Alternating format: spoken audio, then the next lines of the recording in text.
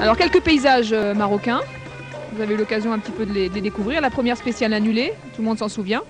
Vous en avez gardé sur la chaussette et là c'est parti. Pour la première spéciale donc, marocaine au départ d'Agadir, sous le soleil, presque exactement, avec des favoris qui sont au rendez-vous, un départ qui est donné. Et une première spéciale que vous avez trouvé comment dans le sable? En fait c'est dommage qu'ils en aient eu la première parce que ça nous aurait mis un peu dans le bain. Donc du coup on a commencé directement avec une grande étape marocaine qui au début était très rapide. Ah, c'est de Gavardo. Alors chaque pilote a son pilotage, a sa technique. Vous êtes plutôt debout tout le long de l'étape. Comment vous faites? En fait oui, on est assez souvent debout, mais pour naviguer on est obligé de s'asseoir pour voir nos instruments de navigation. Donc faut faire un petit mixte des deux. Donc on essaie de se débrouiller. Il y avait une séquence évidemment trialisante avec pas mal de cailloux. Vous en êtes bien sorti de ces premières étapes piégeuses, sinueuses? En fait j'ai voulu commencer doucement parce que ça fait 3 ans que j'ai pas fait de rallye et donc il fallait se réhabituer aux appareils de navigation, à la moto qui est quand même assez lourde. Et puis c'est vrai que c'était piégeux, donc je voulais pas aller trop vite dans les cailloux et se faire mal dès le début, quoi, ça aurait été dommage. C'est votre 3e Dakar? Oui, c'est mon 3e Dakar là, donc, mais ça fait 3 ans que je suis pas venu, donc je voulais quand même être prudent. Alors là, c'est Fabrizio Meoni qui négocie parfaitement les cailloux. On voit d'ailleurs qu'il fait attention dans les Ouais, très prudent. Fabrizio Meoni qui est en tête ce soir du classement général. Il y a eu quelques bouleversements au jeu des pénalités, par rapport au couloir officiel donc, de pilotage. Et finalement, il avait laissé la tête à Després hier soir. Il l'a repris ce matin. Celle-là qui nous a fait une belle roue arrière. Et là, c'est Andy Caldecott qui a été aussi l'une des surprises de cette première semaine. Magnifique. Ces grands virages. Des belles images. L'étape sur laquelle vous avez plus souffert, c'est celle de Zouera Tichit? Oui, comme tout le monde, je pense. Alors là, on arrive sur le fameux ravitaillement qui a fait tant parler.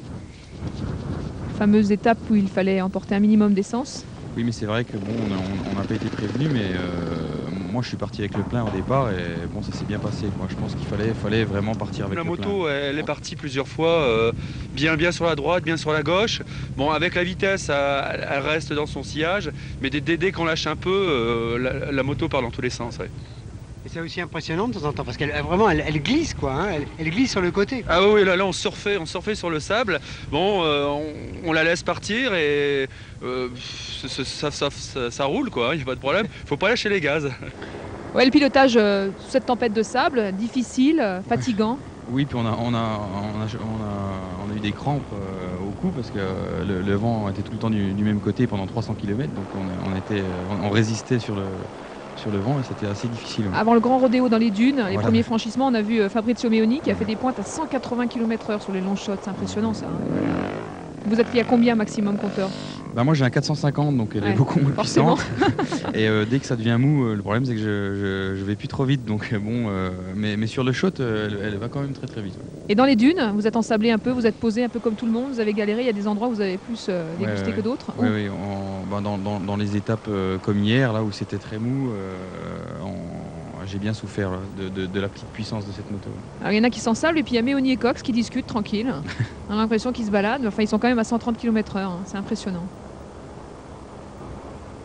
Et puis l'arrivée de la spéciale donc remportée par Meoni avant-hier. Avant le long périple Zouerat Tichit, la fameuse étape, il n'y a plus que 100 motos ce soir, sur 230. Ça vous parle quand même. Ouais. Ça fait beaucoup d'abandon. Demain on attend évidemment beaucoup de surprises dans cette étape, alors que là on découvre les paysages, les caravanes de chameaux. Et on arrive dans le Sahara. On voit encore le sable et la tempête qui nous suit, quoi, malheureusement. On n'a pas eu beaucoup de chance. Le Norvégien Ulsvater, là, qui a été une des surprises aussi de ce Dakar, avec son maillot vert fluo, on ne peut pas le manquer. Il passe les dunes facilement, c'est là où on voit la différence effectivement entre les super et les super pros et certains poireaux qui s'ensablent au même endroit 5 minutes après, quoi. Et le long rodéo à 8, la fameuse étape où ils étaient tous à la queue leu-leu, il y a un rythme effréné en tête de course. Mais c'est vrai qu'une fois qu'ils se rattrapent après, c'est difficile c'est un peu comme en cyclisme, c'est difficile de faire une échappée, donc je pense que c'est pour ça qu'ils continuent de rouler ensemble, quoi. Alors, il y en a pour qui ça va très vite et d'autres pour qui c'est un peu plus difficile. Il y a eu beaucoup de motards qui sont encore d'ailleurs ce soir, qui n'ont pas rallié à tard, qui arriveront peut-être dans la nuit, notamment Bernard Montaz, qui lui a été élitreillé il y a 2 jours. C'est toujours impressionnant ces images avec ces hélicoptères qui transportent les motos, qui les rapatrient au bivouac. Il y a aussi le camion-balai évidemment qui fait son travail.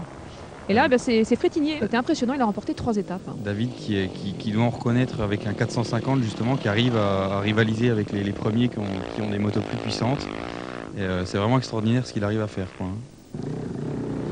Et là, Fujika Attar, la dernière étape hier.